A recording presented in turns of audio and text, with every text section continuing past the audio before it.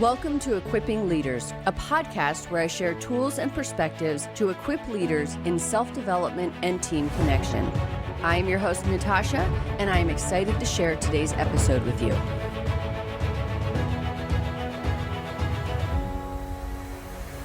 Today's episode is about toxic or dysfunctional cultures and how we as leaders can reshape them and how to acknowledge our role within them.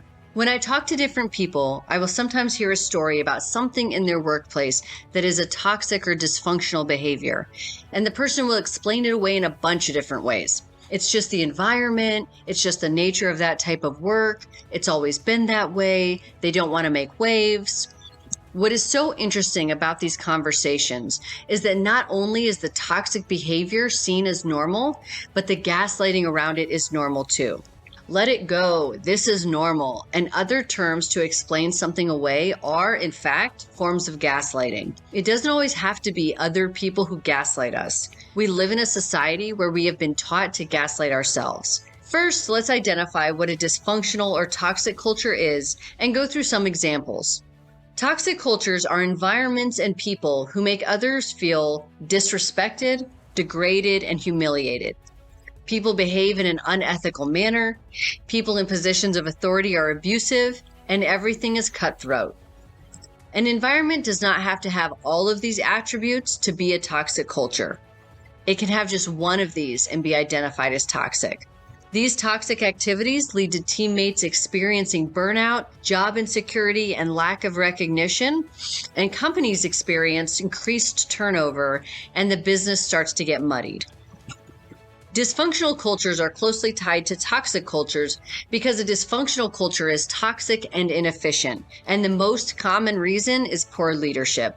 Within the role of leadership, there are a lot of tasks to do and interpersonal skills to have, and it's not easy. We want to balance a reasonable amount of grace when assessing leaders because their experience, perspectives, and current scope will change how they view and interact with the world. On that point, I will also say that that's not an excuse for poor leadership and toxic behavior. Let's break down some dysfunctional cultures. These examples are based on the work and research of Alicia Cohn, who wrote the book From Startup to Grown Up, Grow Your Leadership to Grow Your Business. The mirror culture is a culture where people only hire themselves.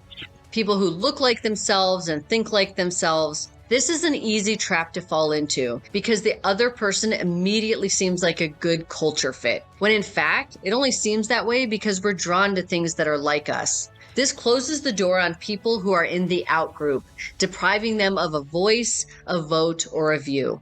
Polite culture is exactly that, polite. Polite to such an extreme that people do not grow because they do not get the feedback that they truly need, and they're afraid to tell each other the truth. But they are, very likely, talking about people and the problems behind each other's backs. Conflict avoidant culture is similar to polite culture, but it stems from everyone wanting to maintain this perfect harmony, therefore no difficult conversations are had. Friends culture occur when co-founders are friends or people are keen on hiring their friends. And what this leads to is a feeling that whoever is in the friend group is part of an untouchable class of people. If you're not part of that friend group, you are left out. Slow decision cultures or analysis paralysis cultures occur when leaders throughout the organization need more and more data before they make a decision. Leaders do need information and data. But this is a cycle where they keep grasping at every piece of data because they're afraid of making the wrong decision. This causes bottlenecks throughout the organization, and nothing moves forward because everyone is always waiting on a decision to be made. It also makes subordinate leaders throughout the organization scared to make decisions. The extroverted culture is built by the teammates spending a lot of time together both at work and after work, usually over drinks, dinners, and other social gatherings. While this can be fun for some, for others, it signals that they have to participate in these activities to stay part of the in-group, and many people don't want that. A bifurcated culture occurs when the most senior leaders have not only divided their roles, which is a positive thing, but they are so divided that it seems like they're running different companies, right? So their messaging and directions are not unified, and it creates tension and confusion for team members throughout the organization. A hard driving culture is one where the leaders believe they have to drive people hard to get results. It's the mindset of whatever it takes. And when it comes to leading people and looking at bottom lines, whatever it takes is a dangerous mindset. People in these cultures not only feel like they can never get enough work done, but also that they're not doing enough and not being seen for the effort that they are putting forth. It is inherently an exploitative culture. As I gave a description of each of these dysfunctional cultures, there's the obvious theme of creating in and out groups. When we have a culture that creates these groups, we are headed for trouble. Understanding these types of dysfunctional cultures is not a diagnostic tool, but rather an awareness tool for you to have meaningful dialogue and make changes to create a strong culture. What is so interesting about culture is that there can be an overarching concept of company culture, and once that company has teams, we get team cultures. This is important because as a leader, you have more influence in these situations than you might think. While you may not be able to change the company culture, you can certainly impact the culture on your direct team. What can you do?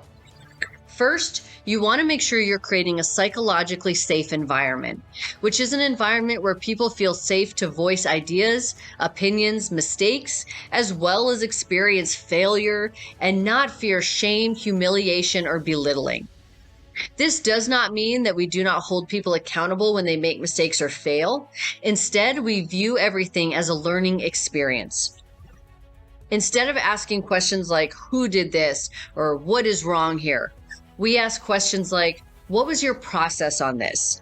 When we more fully understand those we work with, the better we're able to provide the appropriate support and encouragement needed for each team member to be successful. Your words matter. And it doesn't matter what you meant. What matters is how it landed. When there's a miscommunication or something doesn't seem to be going well, make sure you listen with an open mind to what people are saying back to you. Maybe they did read how you were trying to communicate all wrong, but if you double down, it will go nowhere. Instead, listen and see how they communicate back to you to truly understand how you can best communicate in the future. These types of interactions can also show you your blind spots, if you're open to them. The better we understand our blind spots, the better we can lead others. Be courageous with your conversations, not only with your direct reports, but also with your peers and your leadership. If you see others behaving in a toxic or dysfunctional way, have the courage to confront them privately and explain the impacts of their behavior on their reputation and their team. This is not your invitation to become the toxic culture police, but it is an invitation to not remain silent when you see something that is detrimental to the people in your organization and the organization itself. Toxic and dysfunctional cultures are built when one little behavior stacks on another until they become compounded and are very hard to dismantle. Instead, use daily reflection opportunities to be honest with yourself and consider how you showed up, how your team is or is not functioning, and some positive things you can do to create the healthiest culture possible. Thank you for listening to this episode of the Equipping Leaders podcast.